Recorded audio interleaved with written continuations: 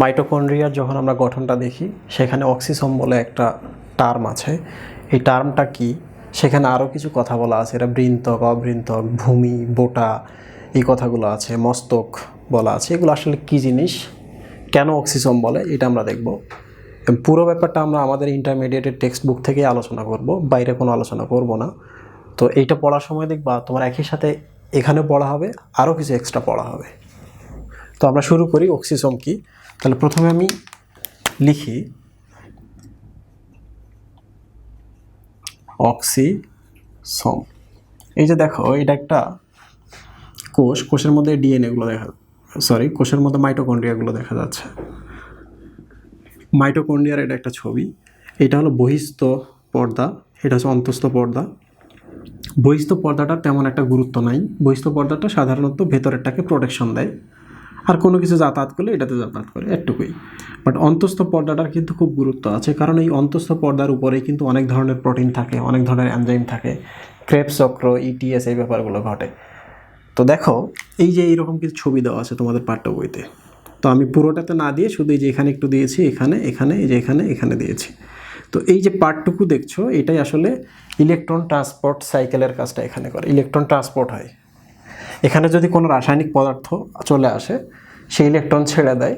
Electron ছেড়ে দিলে এখানে আসে, এখান থেকে এখানে, এখান থেকে এখানে, এখান থেকে এখানে যায়। যখন ইলেকট্রনটা যাতায়াত করে তখনই আসলে এখানে এটিপি তৈরি হয়।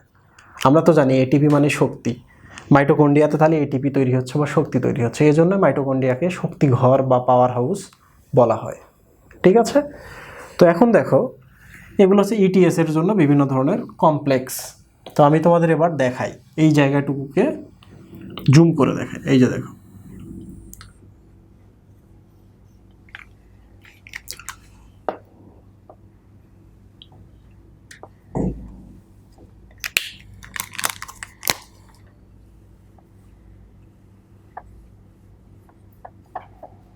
শুধু এই যে এই পার্টটুকু দেখাচ্ছি, অন্তস্থ ঝিল্লিটা। এটা অন্তস্থ ঝিল্লিতে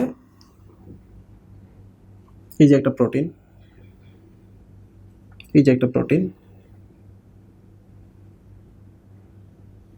এই যে একটা প্রোটিন, ধরা যাক এই যে একটা প্রোটিন। ওকে, তো দেখো তো এখানে কতগুলো প্রোটিন আছে। এগুলো প্রোটিন অণু, মানে জটিল। তো এগুলোকে কমপ্লেক্স বলা হয়। তো তোমরা যখন 9 নম্বর চ্যাপ্টারটা পড়বা, উদ্ভিদের শারীরতত্ত্ব, তখন দেখবা যে ইলেকট্রন ট্রান্সপোর্ট যে হয়, এখানে আসলে 4টা কমপ্লেক্স জড়িত। তাহলে এটা একটা কমপ্লেক্স, প্রোটিনের কমপ্লেক্স 1, 2, এটা একটা 3, এটা একটা 4। তাহলে কয়টা কমপ্লেক্স জড়িত? 4টা কমপ্লেক্স জড়িত। এখানে আসলে কি ঘটনা ঘটে তার আগে আমি বলি এই জিনিসগুলোকে কেন অক্সিসোম বলে। ঠিক আছে, মনে রাখবো অক্সিসোমে কিন্তু ইলেকট্রন ট্রান্সপোর্ট হয়, ইলেকট্রন একটা থেকে আরেকটাতে যায়। তাহলে দেখো, অক্সিসোম বায়োলজিতে যখনই তোমরা সোম পার্টটুকু দেখবা, মনে রাখবা সোম বলতে বোঝায় কোনো একটা জিনিস, কোনো একটা বডি, কোনো একটা দেহ বোঝায়। ঠিক আছে, সোম মানে হলো বডি। তাহলে এটা একটা বডি, এটা একটা বডি, এটা একটা বডি, এটা একটা বডি, মানে এগুলো ধরনের জিনিস যেগুলোকে তুমি ধরতে পারো, স্পর্শ করতে পারো। যেমন রাইবোজোম, তুমি কিন্তু এটাকে ধরতে পারছো। লাইসোসোম, এই যে দেখো এখানে। তাহলে হাওয়া বা বাতাস কখনো সোম হবে না বা দেহ হবে না, কারণ এটাকে ধরা যাচ্ছে না। তাহলে সোম জিনিসটা আমরা বুঝলাম। সোম মানে কিছু জিনিস, কিছু পার্টিকেল। অক্সি শব্দের অর্থ হলো অক্সিডেশন। অক্সিডেশনের বাংলা হলো জারণ, তাই না? তাহলে বলো তো, বডি বা এই জিনিসগুলো এখানে কি ঘটে যার জন্য এদের অক্সিসোম বলে? এখানে অক্সিডেশন ঘটে। এই সোমগুলাতে, জিনিসগুলাতে অক্সিডেশন ঘটে, এই জন্য এদের নাম হলো অক্সিসোম। অক্সিডেশনের বাংলা কি? এটা একটা সম্মানে হলো প্রক্রিয়া, এটা একটা জারণ প্রক্রিয়া। ঠিক আছে, তাহলে আমরা তো জানি কেমিস্ট্রি থেকে জারণ মানে হচ্ছে ইলেকট্রন ছাড়ন, ইলেকট্রন ছেড়ে দেওয়া। ঠিক আছে, তো দেখো এখানে যদি কোনো একটা রাসায়নিক অণু এসে ইলেকট্রনটা ছেড়ে দেয়, তাহলে জারণ হচ্ছে। ওই ইলেকট্রনটা এটাতে পরিবহন হচ্ছে, তাহলে ইলেকট্রন ট্রান্সপোর্ট হচ্ছে। তাহলে এখানে ইলেকট্রন ট্রান্সপোর্ট হচ্ছে, এখানে জারণ হচ্ছে, তাই না? আমরা কিন্তু একটা বেসিক ধারণা পেয়েছি। তাহলে এবার আমি তোমাদের পুরো ব্যাপারটা বোঝাই এখানে। তাহলে আমি এগুলো মিশাই দিলাম।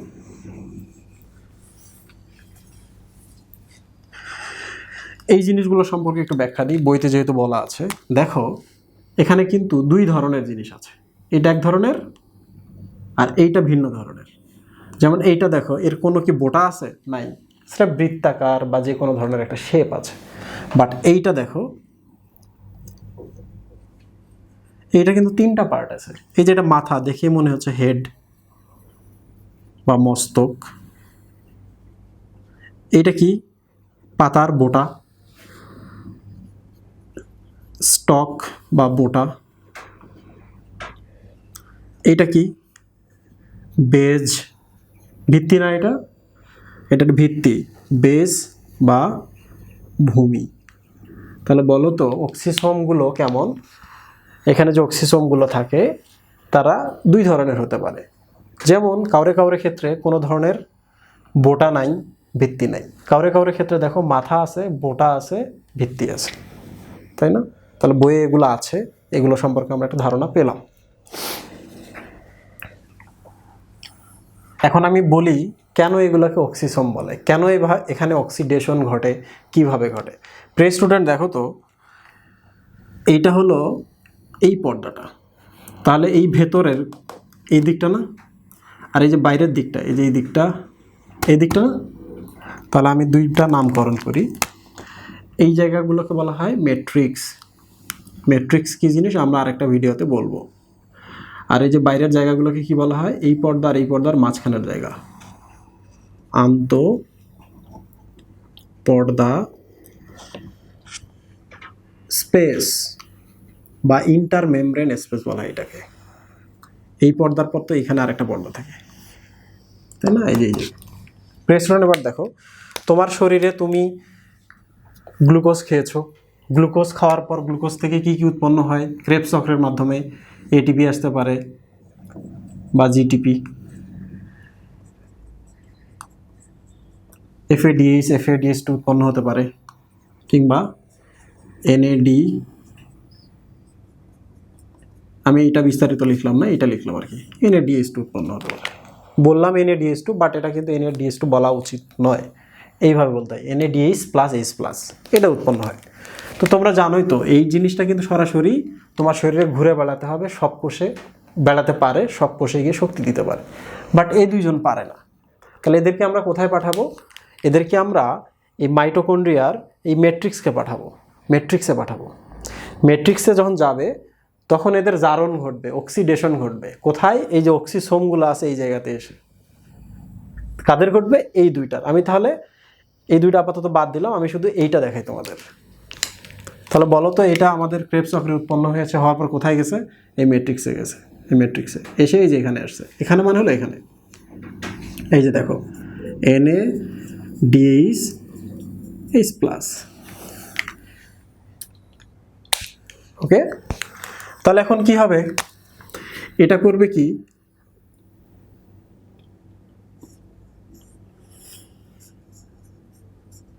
এটা আলাদা হয়ে যাবে, এখানে একটা প্রোটন উৎপন্ন হবে। তাহলে NAD, এই যে দেখো NAD, ইলেকট্রন যে আছে দুইটা, এখানে ইলেকট্রন আছে, এই যে এই জায়গায় ইলেকট্রনটা বাইরে হয়ে গেল। তাহলে বলো তো কি কি উৎপন্ন হলো এখান থেকে? তা তুমি বলো তো, এটা তো আলাদা আছে। এই যে এটা, এই যে এখানে কি আছে? এই যে হাইড্রোজেনটা, এর সাথে দুইটা ইলেকট্রন দিয়ে বন্ধন অবস্থায় আছে, তাই না? এই যে দেখো হাইড্রোজেনটা ইলেকট্রন দুইটা রেখে বের হয়ে গেল, তাহলে প্রোটন হবে। হাইড্রোজেনে কোনো ইলেকট্রন নাই, এই যে প্রোটন। তাহলে NADর পর দুইটা এখন ইলেকট্রন আছে, এই যে ইলেকট্রন দুইটা এই যে এখানে চলে আসলো। তাহলে বাকি রইল কি? NAD। এই দেখো NAD প্লাস বা NAD। আপাতত আমরা এটা নিয়ে ভাবছি না, আমরা শুধু দেখছি যে ইলেকট্রনটা ছেড়ে দিয়েছে। প্রিয় স্টুডেন্ট, এই দেখো এই ইলেকট্রনটা এইটাতে পরিবহন হওয়া শুরু করে। ওকে, ইলেকট্রনটা এটাতে যাওয়া শুরু করে। এই জন্য এগুলোর নাম কি? Electron transport chain. এগুলোর নাম হলো ইলেকট্রন ট্রান্সপোর্ট চেইন। দেখো একটার পর একটা, চেইনে যেমন থাকে না একটার পর একটা শিকল, এরকম। তাহলে ইলেকট্রন ট্রান্সপোর্ট চেইনের মাধ্যমে পরিবহন হওয়া শুরু হয়। এই যে দেখো প্রোটনটা, এই প্রোটনটা এই পাশে বের হয়ে আসে, পরবর্তীতে এই পাশে যায়, গিয়ে পরবর্তীতে এটিপি উৎপন্ন করে। আমরা ওটা দেখছি না, আমরা কি দেখছি, কেন এটাকে অক্সিসোম বলে। প্রিয় স্টুডেন্ট দেখো তো, এই যে ইলেকট্রন ছেড়ে দিল বলে কি এর জারণ হলো না? ইলেকট্রনটা যে ছেড়ে দিছে, ইলেকট্রন ছাড়ন, তাহলে এই যে দেখো জারণ হলো। ইলেকট্রন ছেড়ে দিয়ে কি হলো? জারণ হলো। জারণের ইংলিশ কি? অক্সিডেশন। তাহলে বলো তো, এই জায়গাটাতে এই জিনিসটা এসে ইলেকট্রন ছাড়ে বলে এখানে অক্সিডেশন হয়। অক্সিডেশনের পরপরই যে ইলেকট্রনটা ছাড়লো এটাতে পরিবাহিত হয়। তাহলে এদেরকে আমরা কি বলতে পারি? এরা এমন কিছু বডি যাদের কাছে গেলে অক্সিডেশন হয়। তাহলে এই বডিগুলোকে আমরা বলি সোম, অক্সিডেশনটাকে বলি অক্সিডেশন। তাহলে অক্সিডেশন যেখানে হয় যে সোমে, তাদেরকে আমরা বলবি অক্সিসোম। ঠিক না? তাহলে কেন এরা অক্সিসোম? কারণ এই সোম বা এই বডিগুলোর এখানেই অক্সিডেশন বা জারণ ঘটে, তাই না? এবার তোমরা বুঝতে পেরেছো কেন এটাকে অক্সিসোম বলে। তাহলে আমি কুইক রিভিউ করি আজকে আমরা কি পড়েছি। আউটার মেমব্রেন দেখেছি, ইনার মেমব্রেন দেখেছি। ইনার মেমব্রেনে যারা থাকে এরা ইলেকট্রন ট্রান্সপোর্ট চেইন হিসাবে কাজ করে, এদেরকে অক্সিসোম বলা হয়, তাই না? কেন অক্সিসোম বলে? এখানে অক্সিডেশন ঘটে, এই যে এর অক্সিডেশন ঘটলো। কেন এগুলোকে সোম বলে? কারণ এরা বডি জিনিস। এগুলো কি ধরনের জিনিস? প্রোটিন। প্রোটিনগুলো কেমন হতে পারে? কাউরের ক্ষেত্রে দেখবা কোনো বৃন্তক নাই, ভূমি নাই, হেড নাই। কাউরের ক্ষেত্রে হেড আছে, বৃন্তক আছে, ভূমি আছে। ঠিক আছে? এরা কোথায় থাকে? বহিস্থ ঝিল্লিতে না অন্তস্থ ঝিল্লিতে? অন্তস্থ ঝিল্লিতে। এরা ইলেকট্রন ট্রান্সপোর্ট চেইন হিসাবে কাজ করে, এরাই অক্সিসোম। এবং ইলেকট্রন ট্রান্সপোর্ট হলে এখানে আসলে এটিপি উৎপন্ন হয়। এই জন্যই আমরা মাইটোকন্ড্রিয়াকে এটিপি বা শক্তি উৎপাদনের জন্যই বলি পাওয়ার হাউস বা শক্তি কেন্দ্র। সবাইকে ধন্যবাদ।